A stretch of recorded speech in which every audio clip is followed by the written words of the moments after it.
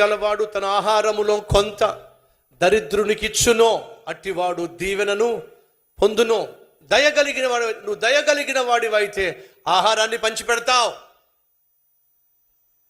నువ్వు దయగలిగిన వాడివైతే ఆహారాన్ని పంచిపెడతావు. మన కల్వరి టెంపుల్లో సుమారు 2 లక్షల మంది ప్రతి నెల భోంచేస్తారు. ఇన్ని లక్షల మంది భోంచేసే మందిరం మన దేశంలో ఎక్కడైనా ఉందా? ఇన్ని లక్షల మందికి అన్నం పెట్టేటటువంటి మందిరం ఎక్కడైనా ఉందా? ఎందుకని కల్వరి టెంపుల్లో మధ్యాహ్నం భోజన ఏర్పాట్లు చేశాం.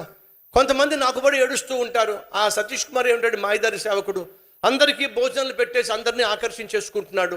భోజనం నేను ఒక్కడిని ఎందుకు పెట్టాలి? మీరు కూడా పెట్టచ్చుగా, మీరు పెట్టండి భోజనాలు. మేము భోజనాలు పెట్టాం. ఏం పెడతారు మరి? ఏం పెడతారు?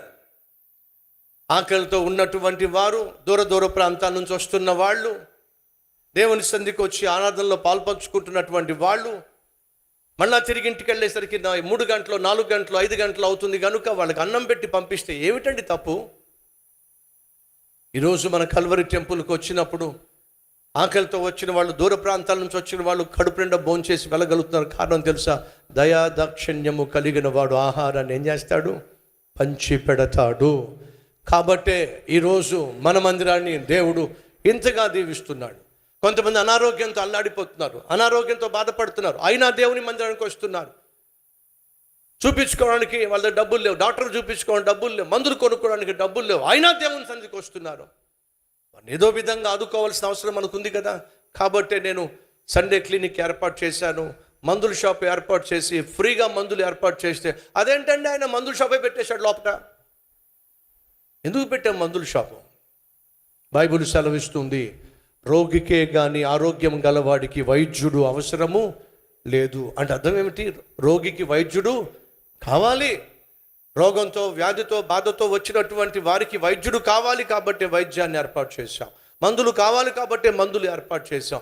60 సంవత్సరాలు పైబడినటువంటి తల్లులకు, తండ్రులకు ఉచితంగానే మందులు ఏర్పాటు చేసిన కారణం ఏమిటంటే, ఆ తల్లులను, తండ్రులను బిడ్డలు పట్టించుకుంటున్నారో పట్టించుకోవట్లేదో, మనల్ని దేవుడు వారికి కొడుకులుగా, కూతుర్లుగా ఏర్పరచుకున్నాడు.